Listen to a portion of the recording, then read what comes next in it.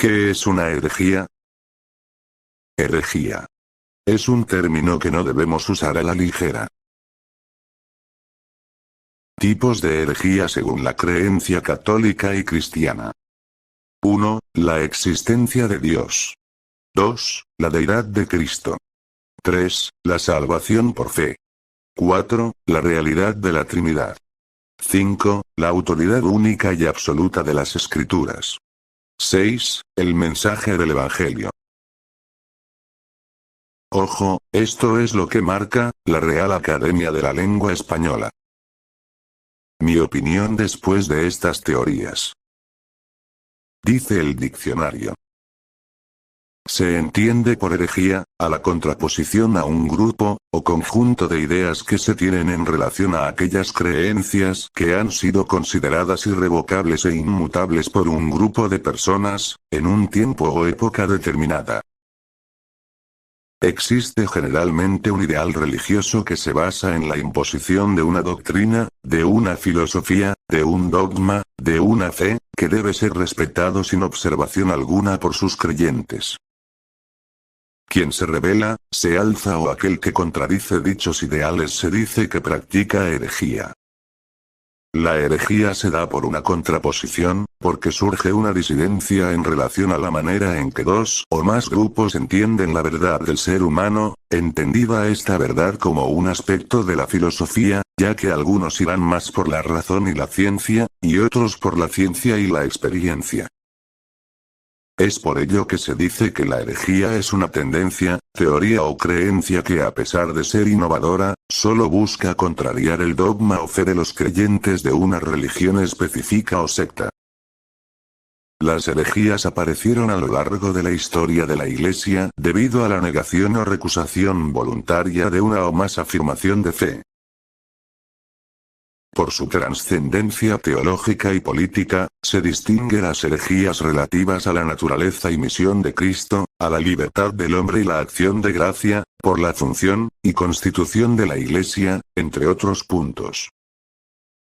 En relación a lo anterior, a partir del siglo IV, los concilios ecuménicos pasaron a ser el principal instrumento eclesiástico para la condenación de las herejías, y desde el siglo XVI la vigilancia doctrinal fue ejercida por la Sagrada Congregación de la Inquisición, llamada Santo Oficio desde el año 1908, y Doctrina de Fe a partir de 1965. Por otra parte, el vocablo hereje identifica a aquella persona que profesa una herejía, es decir, que plantea ciertos cuestionamientos, alguna tesis filosófica, o creencia religiosa a través de un concepto completamente controvertido e innovador. La herejía en la Biblia. El hereje es la persona que se rebela en contra de los principios o dogmas de una determinada religión, cultura o secta, que lo hace o lo califica como esa persona hereje, por su contraposición a los otros. Etimológicamente, la palabra herejía es de origen griego. Airesis, que significa opción. Herejía, tal como fue dicho anteriormente, es una doctrina que se opone frontalmente a los dogmas de la Iglesia. El término herejía se observa en la Biblia, en algunos versículos como: pero hubo también falsos profetas entre el pueblo, como habrá entre vosotros falsos maestros, que introducirán encubiertamente herejías destructoras, y aún negarán al Señor que los rescató, atrayendo sobre sí mismos destrucción repentina. Pedro 2, 1. Porque es preciso que entre vosotros haya disensiones, para que se hagan manifiestos entre vosotros los que son aprobados. Corintios 11, 19. Herejías cristológicas. Las herejías cristológicas son ideas o doctrinas respecto de Jesús Cristo que están en contra de las enseñanzas de la Iglesia Católica. Algunas de estas doctrinas son: docetismo, adopcionismo, ebionismo, arrianismo, apolinarismo, monoteísmo, monofisismo, nestorianismo, entre otras. Herejía en la Edad Media. En la Edad Media, Durante la Inquisición el catolicismo comienza a sentir que sus bases y principios están siendo afectados y amenazados por aquellas personas que criticaban sus enseñanzas e ideales, así como el cuestionamiento de las Santas Escrituras. Es cuando comienza una guerra y persecución en contra de aquellos sospechosos de herejía. Dicho movimiento fue liderado por el Papa Gregorio IX, en el siglo XIII, estableciendo el Tribunal del Santo Oficio de la Inquisición. Para la época se crea el tribunal religioso, que estaba estrechamente vinculado al poder del Estado, por lo cual también se combatía contra la ilegitimidad en virtud de la alianza que existía entre el Estado y la Iglesia Católica.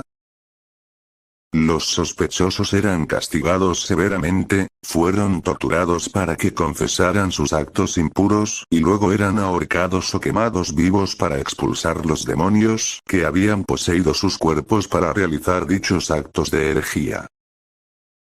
La Bula Gratia Divina en 1656, define la herejía como la creencia, la enseñanza, o la defensa de opiniones, dogmas, propuestas o ideas contrarias a las enseñanzas de la Santa Biblia, los santos evangelios, la tradición y el magisterio. Quien comete actos de herejía, se puede afirmar, que también cometía o podía cometer injuria y blasfemia, ya que podía ofender verbalmente o con sus acciones todo aquello que es venerado o idolatrado por una religión, aquel dogma, aquella teoría, aquella fe se puede ver afectada por dichas acciones del hereje, ya que sus palabras o acciones podían ofender la majestad divina, lo cual era un delito público contra Dios. El fin de dicha persecución comienza su duro proceso luego de la Revolución Francesa, luego de ser abolida la blasfemia, cuando logran desarrollar la libertad de religión y culto así como la libertad de prensa.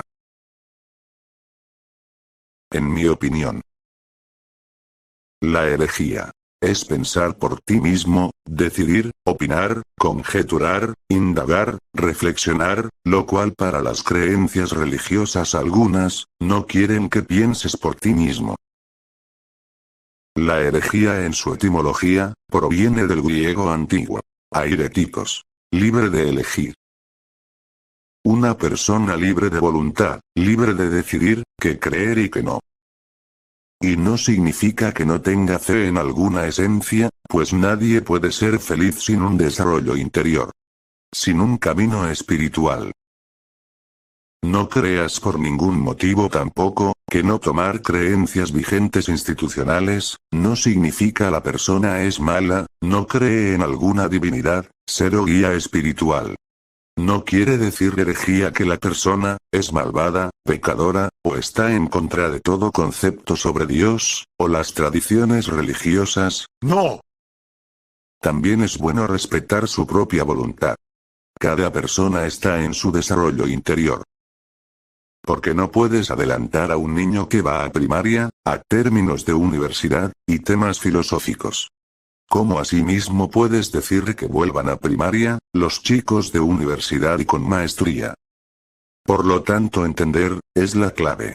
Y puedes dar consejos de eso, porque tú, también fuiste a primaria, secundaria o preparatoria. Nunca niegues ayuda cuando alguien está en el drama victimizando, o que no puede salir de su sufrimiento pasajero. Entonces por misericordia, le brindas ayuda, si la toma, qué bien, si no, ni modo. Recuerda. El ego cree que siempre tiene la razón. El ego cree que lo que está sintiendo es lo mejor. La vida le dará la enseñanza de su vida, cuando vea que se equivocó y que debió haber escuchado lo que años, meses o días, atrás le decías.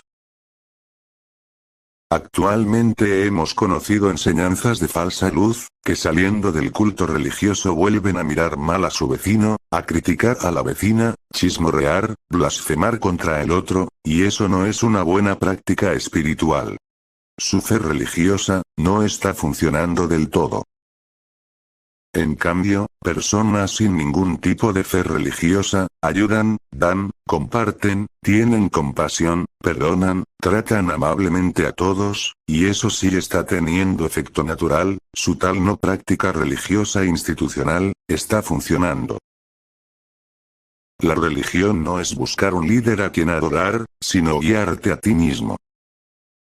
Tienes que hacerte el líder de ti mismo, el guía espiritual de tu propia voluntad, de tu propia conducta, de tus propios pensamientos, palabras y acciones. Fin. Entonces eso es herejía. La capacidad de pensar por ti mismo. La capacidad de crear, libertad de elegir. Recuerda. El cerebro funciona como un músculo, si lo usas, lo potencias, si no, lo pierdes. Mario Alonso Puig. Suscríbete al canal y comparte en tus redes sociales. Muchas gracias.